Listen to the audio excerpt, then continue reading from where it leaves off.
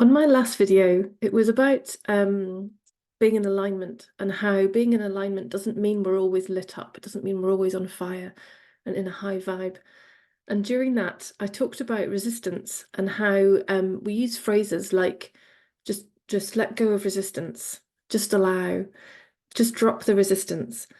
And I don't know about you, but that has never looked possible. Like if I, Helen, had some agency around dropping resistance, around letting go of resistance, around allowing, I would have done that years ago.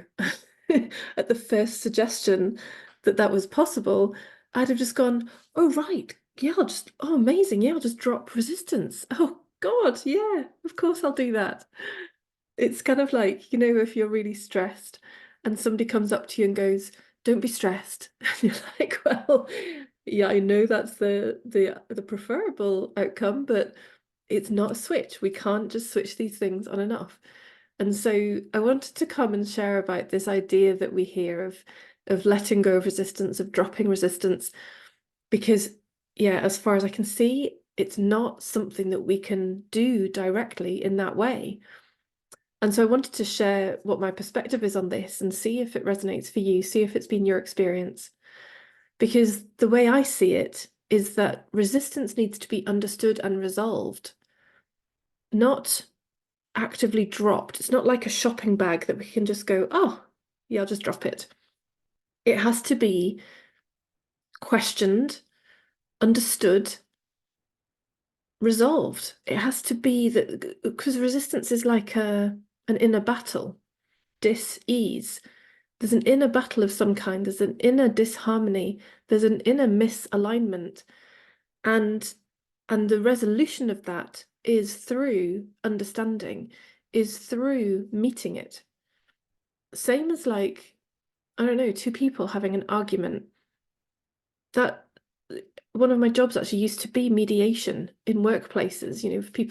If two people had a grievance with each other, we would sometimes mediate. And the solution came from each getting to speak and hearing the other. And that led naturally to resolution. That led naturally, often, in fact, to them seeing, oh, we're trying to get to the same thing. We're just doing it in very different ways and misunderstanding each other. So it's the same with our inner experience. We're meeting it, we're understanding it, we're listening to its perspective. We're maybe questioning it, we're maybe challenging it and checking, is that true? Or we're maybe just bringing some love and some understanding and some, yeah, like I get it. I get it. I get why that is happening. I get why that resistance is there. And that, the same as the mediation I used to do to bring resolution to two humans, is the same as what happens in our system. And so then it's not about actually dropping resistance or letting go of resistance. There is just no resistance there anymore. There is just that return to flow of the river, the return to the feeling of alignment, the return to the feeling of connection. So if you hear that phrase, let go of your resistance, drop your resistance, allow it all to be as it is. And if that looks impossible, then that's because it's inviting you into those deeper layers to turn inward and to either look at the psychological, look at the thoughts. Are these thoughts that are probably actually in a competitive relationship with an equal and opposing set of thoughts? Let's check, are these actually true? Are these actually telling me something about me or about the situation? Is there, in fact, an alternative perspective which is equally true? We can come inwards to the emotional experience and be with the raw sensations of that, rather than off in the conceptual, heady labels and ideas of what this emotional or feeling-based experience is. We can come right into the raw experience, into connection with it. Same with the physical. We can even get into conversation with these.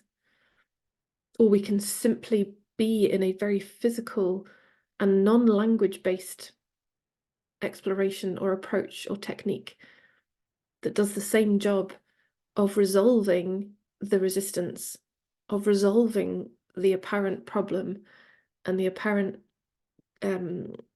argument that's happening in our system. The understandable and innocent argument, because it's coming from past experiences, often childhood experiences, where ideas were taken on in moments often when it felt big and overwhelming and challenging. And it got laid down in the system as a right. We've got to protect against this. We've got to avoid this ever happening again. And so, resistance. So the only way back through that is to meet that resistance, to undo whatever the protective story is, whether that is at the psychological level, the emotional level, or the physical level, to undo and unravel, to delayer all the layers of whirlpools that have built up over time in resistance, in protection, with our best interests at heart. That's been the intention, to keep us safe. And that's just not what it's achieved. It's achieved limitation. It's achieved a feeling of misalignment. It's achieved a feeling of an absence of flow. And so we can thank it and say, yeah, we appreciate you for doing the job you've done.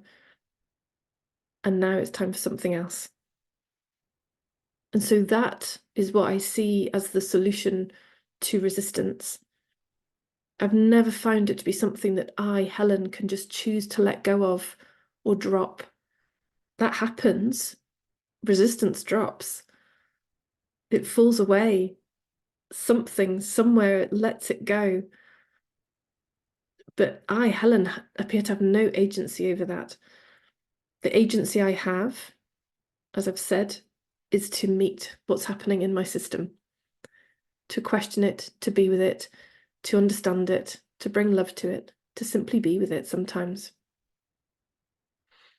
And then that really, for me, connects with a quote which, similar to the one I shared last time from Rumi, there's the quote from Syd Banks, which resonates so much with everything I do, which is that if all that people learned was not to be afraid of their experience, that alone would change the world. And so this, for me, is a perfect example of becoming unafraid of our experience, for turning and meeting the resistances instead of continuing to run away from them. They're not actually dangerous, but we have to turn and look in order to see that for ourselves. So I hope this has been valuable.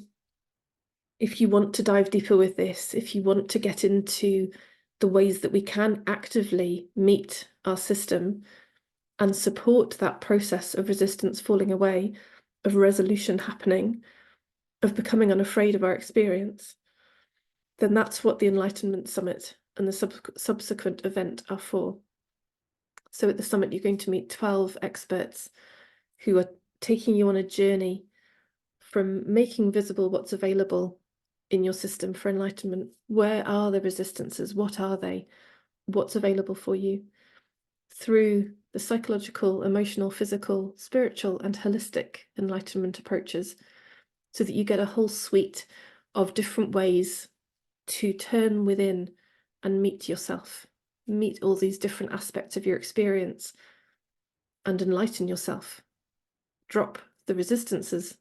You will drop the resistances, but not through active dropping, through the process of meeting and resolving and bringing love to, rather than, as Syd said, continuing to be afraid of our experience, which is continuing to keep the world as it is. So if you want to know more, the link's below or in the email or wherever it is you're watching this video. If you got any questions, let me know. I'd love to help you. And I look forward to meeting you there. Lots of love.